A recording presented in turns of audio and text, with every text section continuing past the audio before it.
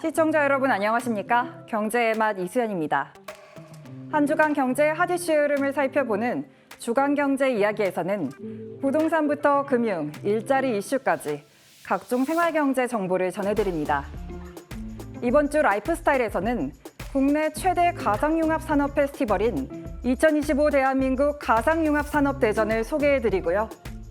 이어서 올가을 극장가에서 놓쳐서는 안 될 다양한 장르의 신작 영화들을 이번 주 스타엔터에서 소개해드리겠습니다. 그럼 경제의 맛 지금 시작합니다.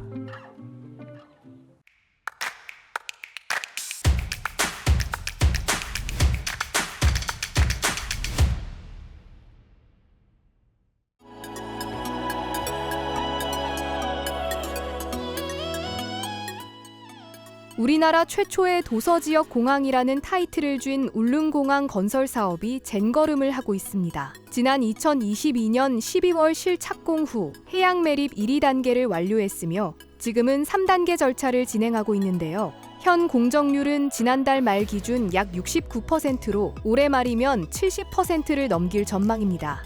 3단계 해양 매립이 끝나면 길이 1200m의 활주로 건설과 함께 랜드사이드 구축 공사가 시작됩니다. 정부가 구상하는 준공 시점은 2027년 말인데요.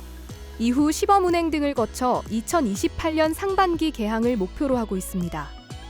총 사업비가 9천억 원에 육박하는 울릉공항은 울릉군 사동항 일대에 들어서는 약 13만 평 규모의 해상공항입니다. 활주로 1기를 비롯해 여객기 6대가 머물 수 있는 계류장과 여객터미널 등이 들어설 예정입니다. 공항 개항에 발맞춰 울릉군도 관련 인프라 확충과 신규 관광자원 발굴에 속도를 낸다는 구상인데요. 하지만 울릉군 주민들이 안전 등을 이유로 활주로 연장을 요구하고 있어 적기 개항이 힘들 것이라는 우려도 있습니다.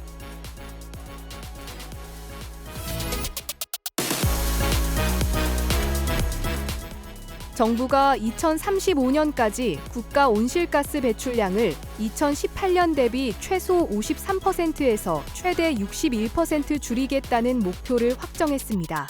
앞서 추린 두 가지 안에서 상하한을 모두 높인 수치로 미래 세대 부담과 산업 여건 등을 고려했다고 설명했는데요.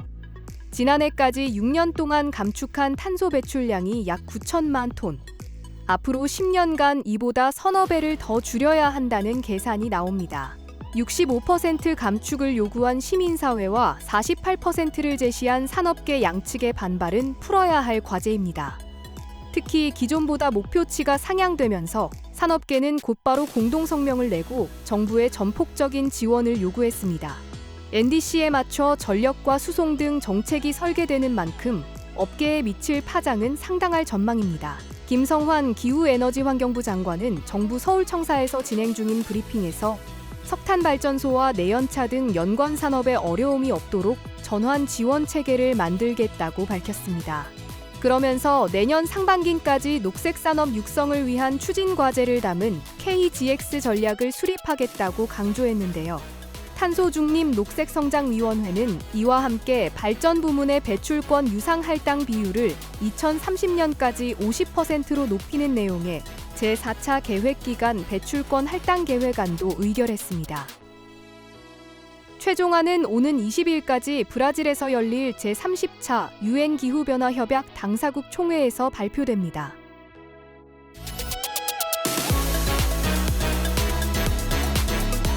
아파트는 자꾸만 노후화되고 있는데 재건축이나 재개발을 추진하지 못하는 곳들이 많습니다. 복잡한 인허가 과정과 분담금 부담에 발목이 잡히거나 아예 엄두를 내지 못하는 곳도 허다한데요.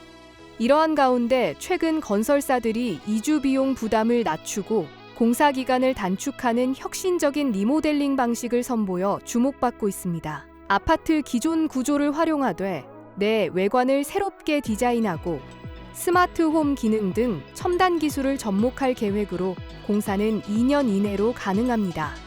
2000년대 초중반 준공한 아파트가 주요 타깃으로 12개 단지와 파트너십을 맺기도 했습니다. 건설사들이 이러한 리모델링 방식을 고안하게 된 것은 쌓여만 가는 노후 아파트, 높아만 지는 공사비 등 복잡한 정비업계 현실과 맞닿아 있습니다. 지난해 말 기준 서울 내 아파트 가운데 20년 이상 노후 주택 비중은 63.6%에 달합니다. 30년 이상 노후 주택 비중은 29%에 달할 정도로 낡고 오랜 아파트들이 많습니다. 이주 부담을 낮춘 혁신적인 리모델링 방식이 노후 아파트 문제가 심각한 도심에 될 수 있을지 주목됩니다.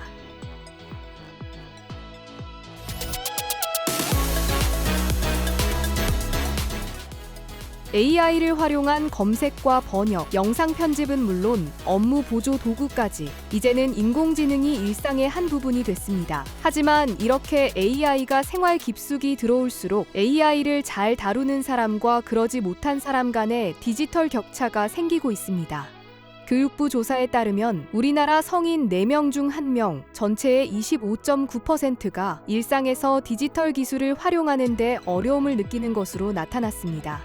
특히 젊은 세대는 AI를 자연스럽게 받아들이지만 중장년층에게는 여전히 낯설고 어려운 기술입니다. 직장에서도 AI를 적극적으로 활용하는 사람과 그렇지 않은 사람의 업무 효율이 큰 차이를 보이고 있다는 분석도 나옵니다.